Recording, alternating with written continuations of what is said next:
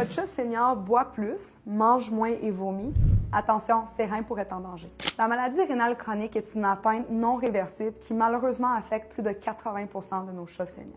Elle évolue lentement, c'est ça qui la rend difficile à diagnostiquer. Les signes à surveiller sont une perte de poids et une perte d'appétit, des vomissements chroniques, puis de la nausée, une augmentation de la soif et donc de l'urination, puis de la fatigue.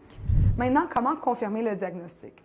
Tout d'abord, il faut consulter son vétérinaire. Lors d'un examen physique, on va palper les reins pour voir s'ils sont remodelés ou douloureux. C'est une prise de sang, une analyse d'urine qui va vraiment être capable de mettre en lumière une augmentation des valeurs rénales. Quand on voit un changement à la prise de sang, ça veut dire que 75% des reins ne fonctionnent plus. Donc, sachant que 80% de nos chats seniors sont affectés par la maladie rénale chronique, je recommande que dès l'âge de 10 ans, tous les chats mériteraient d'avoir une prise de sang et une analyse d'urine pour essayer de détecter le plus rapidement possible des changements au niveau des valeurs rénales. Maintenant, votre chat est diagnostiqué avec une maladie rénale chronique qu'il a à faire. Il va être recommandé de faire un changement alimentaire vers une nourriture qui est plus basse en teneur de protéines. Il y a des diètes vétérinaires qui sont faites expressément pour cela.